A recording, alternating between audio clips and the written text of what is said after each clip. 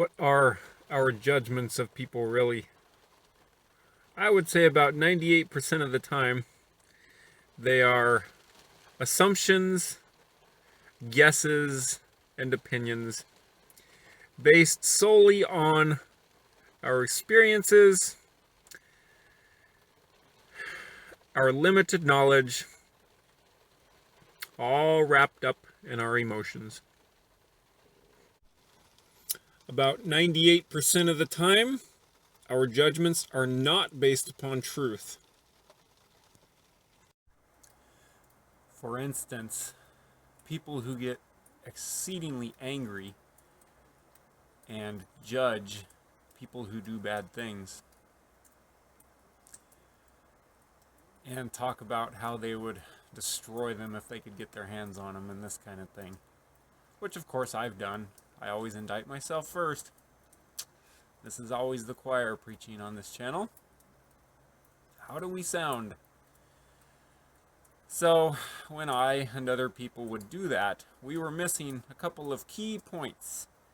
The major one being that the only reason we were doing that is because in our partaking of the knowledge of good and evil as a source of sustenance for our lives, as opposed to partaking of Christ and God, who are pure life, which produce love for people, we judge those people as simply being bad people and just choosing to do bad, evil, stupid things. That's incomplete knowledge. That's assumption.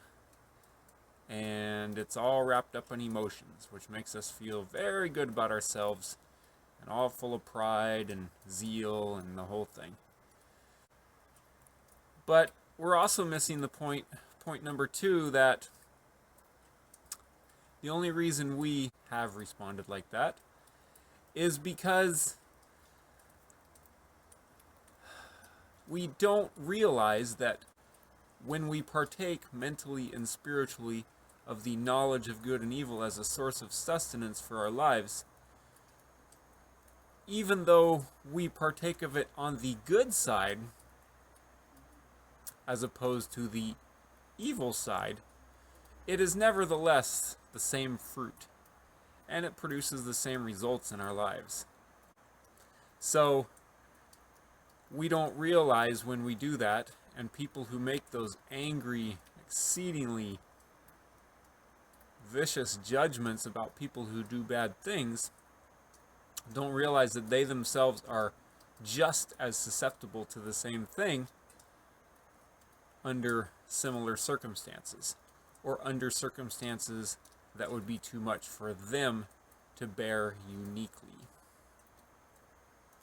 The fact is that when you are partaking of the knowledge of good and evil mentally and spiritually as a source of sustenance for your life,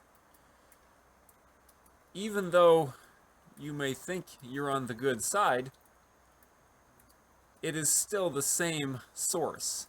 It is the knowledge of good and evil. And the more you partake of the good side, it's the same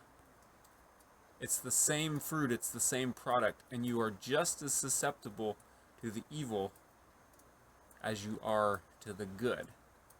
And of course, the only way to get off of that dualistic nightmare is in Christ, who is life.